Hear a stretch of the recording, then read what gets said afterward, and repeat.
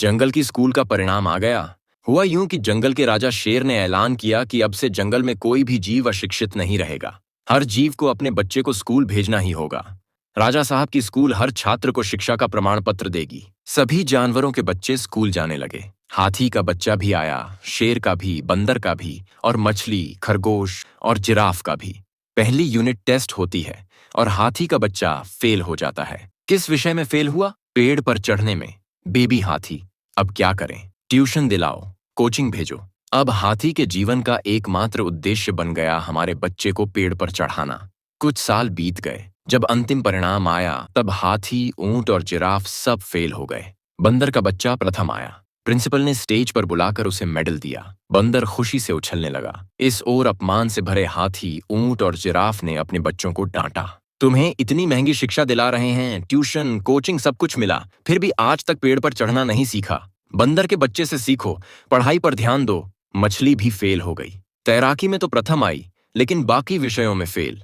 Teacher ने मछली से कहा, तुम्हारी बेटी की अटेंडेंस में दिक्कत है। मछली अपनी बेटी को घूरती है। बेटी समझाने की कोशिश करती है, माँ मुझे यहाँ घुटन होती है, मैं सांस नहीं ले पाती, मैं यहाँ नहीं पढ़ सकती, हमारी स्कूल तालाब में होनी चाहिए, यहाँ नहीं।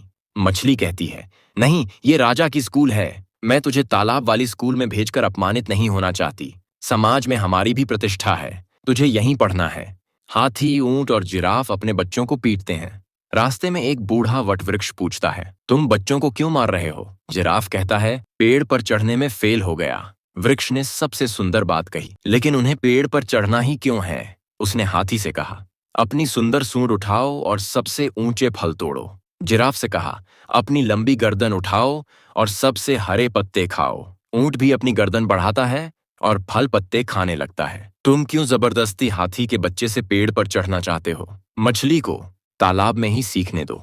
दुर्भाग्य से आज की शिक्षा प्रणाली केवल बंदरों के लिए बनी है। इस स्कूल में 35 बच्चों की क्लास में केवल बंदर ही प्रथम आ सकता है, बाकी सबको फेल होना ही है। देश के हर बच्चे के लिए एक जैसे मापदंड, चाहे वह शहरी हो, ग्रामीण हो या आदिवासी। हाथी के बच्चे को पेड़ पर चढ़ाने की जिद से उसका अपमान मत करो। उस पर जबरदस्ती फेलियर का बोझ मत ला दो। वज्र की तारीफ करो, पर बाकी 34 बच्चों को नालायक, फेल, बेवकूफ मत कहो।